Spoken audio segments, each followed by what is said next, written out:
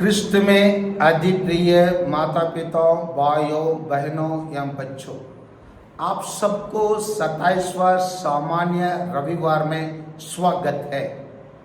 आज हमारे लिए फिर एक बार हमारे मनन चिंतन के लिए संत लूकास के सुसमाचार अध्याय 17 पद संख्या 5 से 10 तक दिया गया है। इनमें दिया गया शीर्षक यही है, विश्वास और विनम्रता। यहाँ पर हम देखते हैं प्रेरितों ने प्रभु से कहा, हमारा विश्वास बढ़ाइए।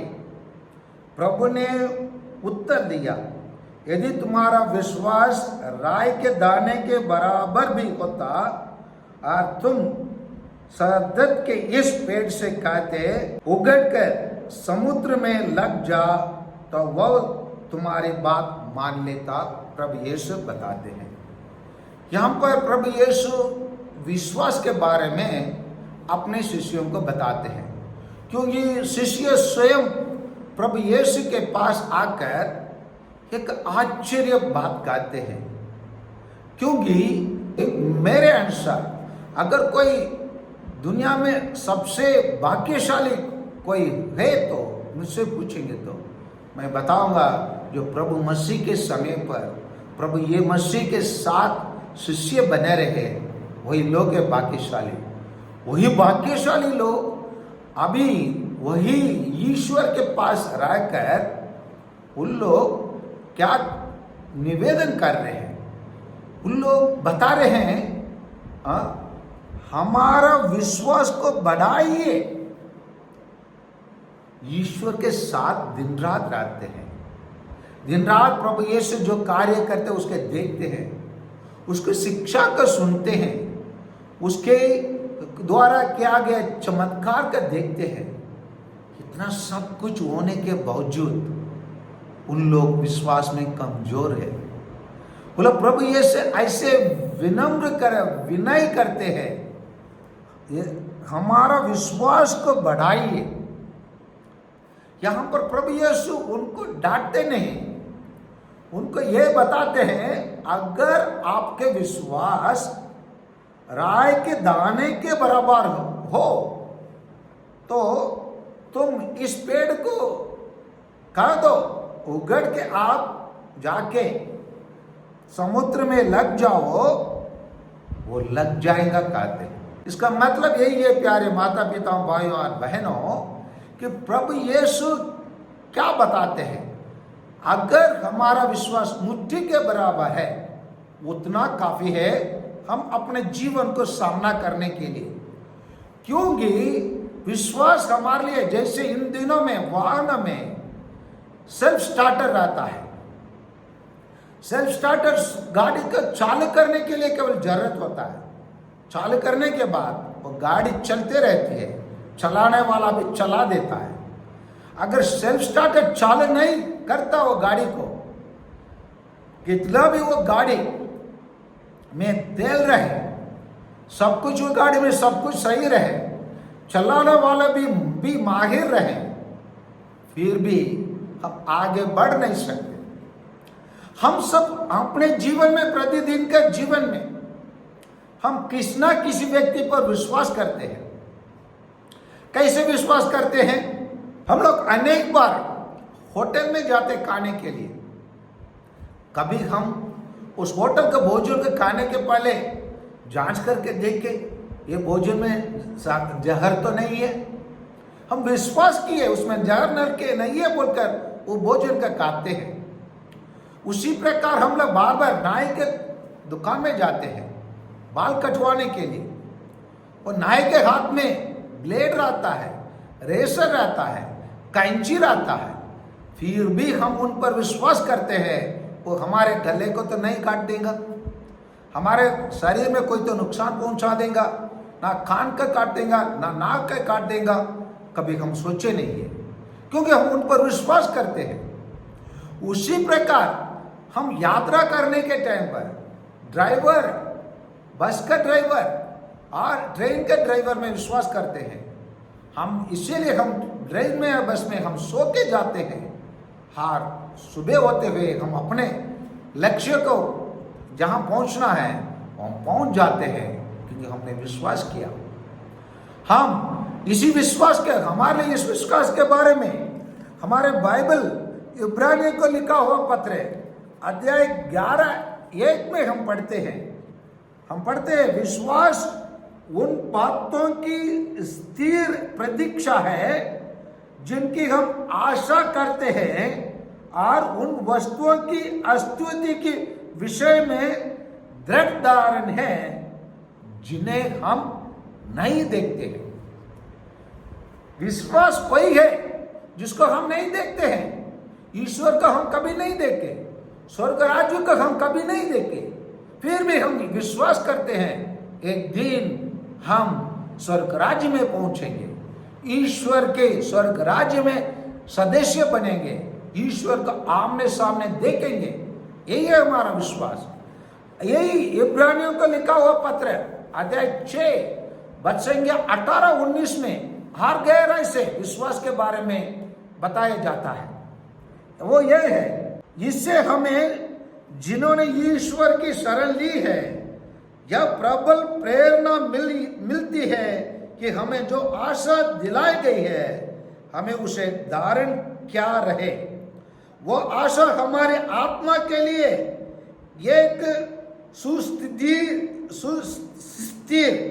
एवं सुदृढ़ लंगर के सदस्य है जो उस मंदिर गर्भ में पहुंचाता है। वही है लंगर के समान। भले हम अंधेरे में रहेंगे, मंदिर घर में हमें पर्दा डाला रहेंगे, फिर में उसमें प्रवेश करने के लिए, जैसे अंधेरे में रहने वालों के लिए प्रकाश जैसे आशा बनता है, बीमार रहने वालों के लिए दवाई जैसे आशा बनता है, उसी प्रकार हमारे जीवन में आशा, विश्वास हमें आगे बढ़ने का शक्ति प्रदान करता है। यही चीज को अब्राहम ने विश्वास किया। अब्राहम के जीवन में जब ईश्वर ने उन्हें बुलाया उस देश में, उस परदेश में जाने के लिए, जिसको वो कभी देखा नहीं, जिसको उसके बारे में कुछ जानकारी नहीं, वहाँ के लोग कैसे हैं, वहाँ के लोग क्या भाषा बोलते हैं, वहाँ क्या रीति रिवाज है, वहाँ क्या भोजन खाया जाता है, इसी पर कभी उन्होंने प्रश्न नहीं किया। मात्र वो केवल विश्वास किया, ईश्वर मुझे बुला रहा है और वही बुला रहा है तो मैं उसकी बात पर विश्वास करूंगा, इसीलिए मैं उसके पीछे चलूंगा, और अंधेरे घाट में भी होकर जाना भी मैं जाऊंगा बोलकर अब्राहम ने निकला। उसी प्रकार हमारे माता मरियम स्वर्गदूत एक संदेश लेके आया, हर उस संदेश को उन्होंने विश्वास किया, यह कहते हुए मैं प्रभु की दासी हूं, आपकी कदर मुझ में पूरा हो जाए। भले मेरे पति मेरे को स्वीकार करेंगे या नहीं मैं नहीं जानती हूं, मेरे समाज वाले मेरे को स्वीकार करेंगे नहीं करेंगे मैं नहीं जानती हूं, मेरे माता पिता मेरे से बोल सकते हैं, किसके पूछकर तुम हाँ कही, तुमको ऐसे हिम्मत कौन दिया, क्यों तुमको वो उतना बड़ा चुनौती का सामना करने के लिए तैयार हुई बोल के, डांटेंगे बोल के वो नहीं सोची, ईश्वर पर विश्वास किया। ईश्वर ने जो उनसे कहा वो पूरा हो जाएंगे बोल के विश्वास किया, और वो विश्वास के साथ वो आगे बढ़ी। और इसीलिए प्रभु यीशु हमें यह बताता है, हमें विश्वास मुट्ठी के बराबर रह जाए उतना ही काफी है। और प्रभु यीशु आगे यही बताते हैं, यदि तुम्हारा सेवक गल चोत कर या डोर चरा कर खेत से लौटता है तो तुम में ऐसा कौन है जो उससे कहेगा आओ तुरंत भोजन करने बैठ जाओ, क्या वह उससे यह नहीं कहेगा मेरे भोजन तैयार करो, जब तक मेरा खाना पीना ना हो जाए कमर कसकर परसते रहो, बाद में तुम भी खा पी लेना। क्या स्वामी के उस नौकर को इसके लिए धन्यवाद देना चाहिए कि उसने उसकी आज्ञा का पालन किया है, तुम भी ऐसा ही हो। सभी आज्ञाओं का पालन करने के बाद तुमको कहना चाहिए, हम अयोग्य सेवक भर है, हमने अपना कर्तव्य मात्र पूरा किया है। हम प्रभु यीशु इसीलिए बताते हैं कि हम अपने जीवन में ईश्वर पर विश्वास करते हुए केवल एक सेवक के रूप में जीवन जीना है। बधाई के पात्र हम नहीं है। हम लोगों से तारीफ के इंतजार नहीं करना है, स्तुति और आराधना हमारे नाम को नहीं करना है, परंतु ईश्वर की इच्छा को पूरा करना है। मात्र हम ईश्वर की इच्छा को पूरा करने के लिए विश्वास की रास्ता पर चलकर उसी के अनुसार जीने के लिए हम प्रत्येक जन बुलाए गए हैं। आइए हम आज प्रभु यीशु से कहे, हमारा विश्वास को बढ़ाइए। हम विश्वास में आगे बढ़ने के लिए 3 कार्यों को करने की आवश्यकता है। जैसे शिष्यों ने प्रभु से कहा, हमारा विश्वास को बढ़ाइए, उसी प्रकार जब हमारा विश्वास डगमगाता है, हमारा विश्वास कमजोर हो जाता है, हम प्रभु यीशु के पास आकर हमारा विश्वास बढ़ाने के लिए कहना है। दूसरा है, हम गिरजाघर में जाकर उनके सामने घुटने टेककर मिसा बलिदान में भाग लेकर प्रार्थनाओं करके हम हमारा विश्वास बढ़ाने के लिए हम मांग करना है। तीसरा है, जब हमारा विश्वास कमजोर हो जाता है, जब हमारा विश्वास मजबूत नहीं रहता है, तब हम कोई एक धर्म गुरु के पास, एक पुरोहित के पास, अंग्रेजी में कहेंगे एक स्पिरिचुअल डायरेक्टर के पास हम जाकर अपने समस्या को बताकर हम अपना विश्वास को मजबूत करने के लिए, विश्वास में आगे बढ़ने के लिए हम कदम उठाने की जरूरत है। आइए प्यारे भाइयों और बहनों, हम सब विश्वास में आगे बढ़ते हैं, विश्वास में जी रहे हैं। हमारे विश्वास को दृढ़ बनाने के लिए, अटल बनाने के लिए हमारे लिए क्रूस पर मरे हमारा प्रभु यीशु हमारे साथ चलते हैं। हाँ, हमारे माता मरियम हमारे साथ रहती है। हमारे संत लोग, हमारे अनेक संत लोग हमारे लिए प्रार्थना कर रहे हैं और हमारे स्वर्गदूतों हमारे राह दिखाने के लिए, हमेशा हमारे विश्वास में आगे बढ़ने के लिए हमारे रक्षा करते रहते हैं।